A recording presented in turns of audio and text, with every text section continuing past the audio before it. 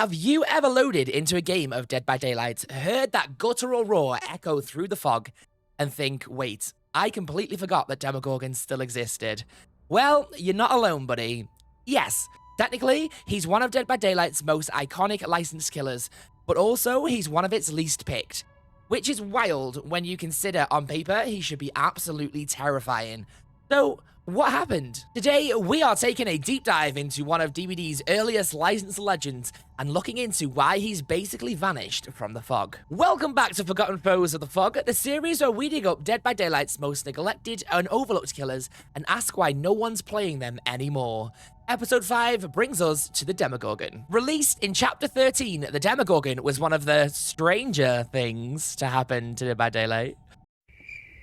Anybody? No?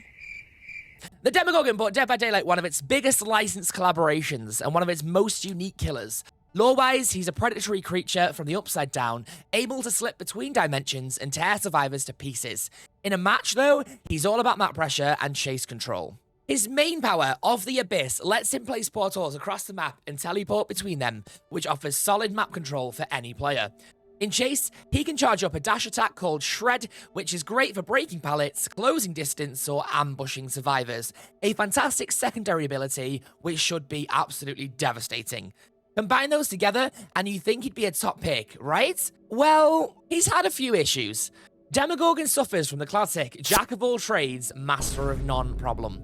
His kit tries to do a little bit of everything. There's mobility with his portals, anti-loop with his Shred attack, map control through his portal placements, but none of those are strong enough to truly dominate in any one area. Shred, for example, looks intimidating. It can break pallets, smash through doors, and cover distance fast. But in practice, it's painfully telegraphed. Survivors see you charge it up from a mile away, and because you're locked into a fixed lunge path once you commit, any halfway decent survivor can sidestep it or force you to miss, leaving you in the lurch and wide open to vulnerability. The biggest issue here is that Demo's chase power is not reactive, it's commitment-based. Once you start to Shred, you are locked in. There's no cancel, there's no adjustment, there's no bait out, and that creates a frustrating risk and reward imbalance.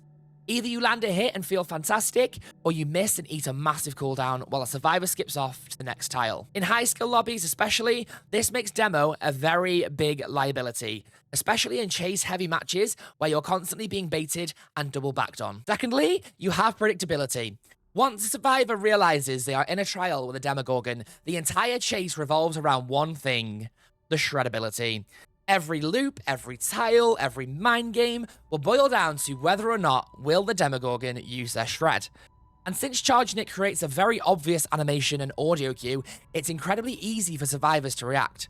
They see you start the charge, they either dodge wide or pre-run the loop. Sure, you can try faking the charge or mind gaming a window or doing something to throw off the survivor, but when you're against good survivors, it will barely register. They have so much game sense that they know the threat window and when it's safe to take distance. This predictability also limits your creative play potential as a player.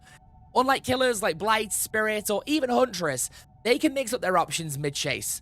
Demo's only real threat tool is either his basic M1 or his Shred ability. And if you're a one trick that gets consistently dodged, you're forced into a sluggish M1 chase and you're not built to win efficiently. It becomes a real cat and mouse chase. Thirdly, his portals. Whilst they are fantastic in theory, they are frustratingly fragile in practice.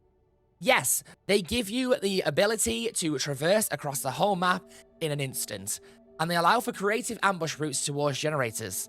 But as soon as survivors start closing them, which is both easy and quick to do, your whole setup collapses. That pressure that you built, that strategy that you have implemented, you've just lost it instantly. Your travel options shrink and you're stuck trudging across the map like any other 110% speed killer. And unlike killers with built-in mobility like Xenomorph or Mastermind, Demo has no instant speed boost without those portals. On top of that, survivors who understand Demo's portal network can deliberately close key portals to split the map, forcing you to play reactively rather than proactively. It turns what should be a strategic advantage into a constant maintenance job.